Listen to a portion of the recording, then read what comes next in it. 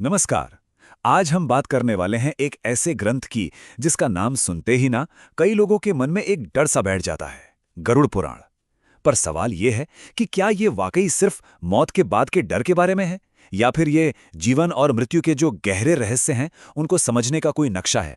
तो चलिए आज इस ग्रंथ से जुड़ी जो धारणाएं हैं ना उनको थोड़ा तोड़ते हैं और इसके असली संदेश को समझने की कोशिश करते हैं।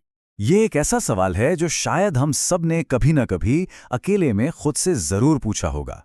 सदियों से बड़े बड़े विचारक और वैज्ञानिक इसका जवाब ढूंढते आए हैं।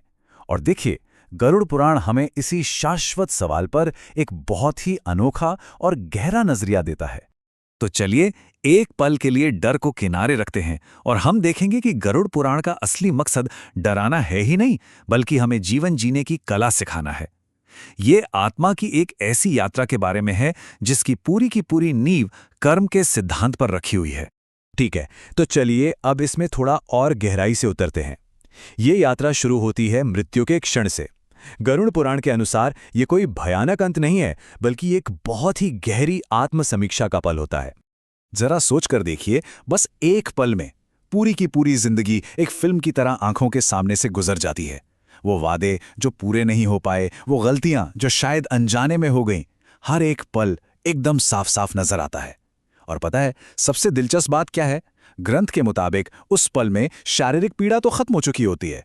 आत्मा तो बस एक दर्शक की तरह अपने ही जीवन का पूरा लेखा जोखा देख रही होती है। और यहीं पर एक बहुत कमाल की बात सामने आती है। हजारों साल पुराने इस ग्रंथ में लिखी ये बात आज का विज्ञान भी इसे मान रहा है।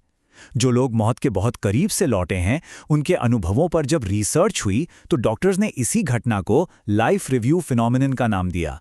ये सच में प्राचीन ज्ञान और आधुनिक विज्ञान का एक अद्भुत संगम है। तो जब आत्मा शरीर छोड़ती है तो वो अपने साथ कुछ सामान लेकर जाती है, जिसे सूक्ष्म शरीर कहते हैं। इसमें क्या क्या होता है?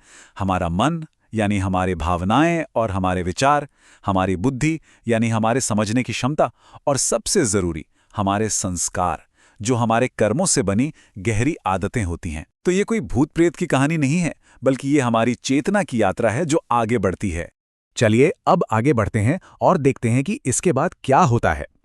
शरीर छोड़ने के फौरन बाद आत्मा सीधे स्वर्ग या नरक नहीं जाती, वो एक बीच की अवस्था में रहती है।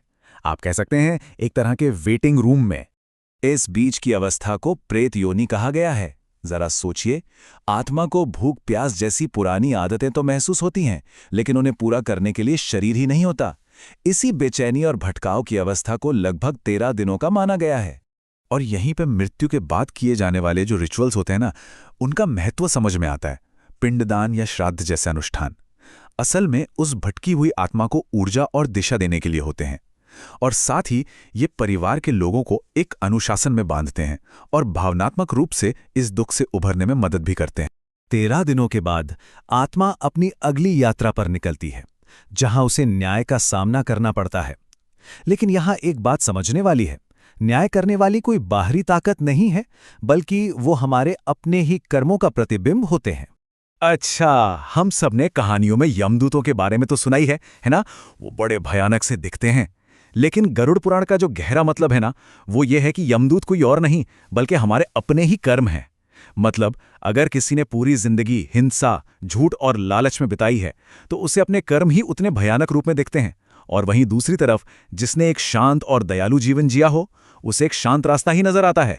और बिल्कुल इसी तरह चित्रगुप्त कोई एक व्यक्ति नहीं है जो कहीं बैठकर हमारा हिसाब किताब लिख रहे हैं। नहीं, ये उस कॉस्मिक रिकॉर्ड का प्रतीक है जहां हमारा हर एक कर्म दर्ज होता है।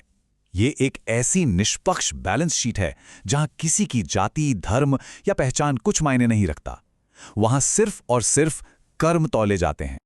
और अब आता है सबसे बड़ा सवाल, स्वर्ग और नरक का। गरुड़ पुराण इस धारणा को पूरी तरह से बदल देता है कि ये कोई हमेशा रहने वाली जगहें हैं। तो स्वर्ग और नरक असल में कोई जगह नहीं, बल्कि मन की अवस्थाएं हैं। स्वर्ग का मतलब है अपने अच्छे कर्मों से मिली खुशी को महसूस करना, और नरक का मतलब है दूसरों को दी गई पीड़ा को हूबहू उतनी ही गहराई से खुद अनुभव करना। और सबसे जरूरी बात, ये दोनों ही हमेशा के लिए नहीं है, ये बस टेम्पररी फेजेस हैं। ये पूरा चक्र इस प्रक्रिया को बहुत अच्छे से समझाता है। देखिए, हम पृथ्वी पर जीवन जीते हुए कर्म करते हैं, फिर स्वर्ग या नरक में सिर्फ उन कर्मों का फल अनुभव करते हैं। और जब उस कर्म का हिसाब पूरा हो जाता है तो आत्मा अपनी बची हुई आदतों और संस्कारों के साथ एक नया जन्म लेती है। और ये चक्र बस ऐसे ही चलता रहता है। तो इस पूरी यात्रा को समझने के बाद अब हम इसके सबसे जरूरी हिस्से पर पहुंचते हैं कि आखिर इस ग्रंथ का असली उद्देश्य क्या है। तो असली बात यह है कि गरुड़ पुराण मौत की कोई डरावनी कहानी है ही नहीं। ये तो जीने का एक रोड मैप है, एक गाइड बुक। ये हमें बस इतना याद दिलाता है कि हमारा हर काम, हर एक विचार मायने रखता है।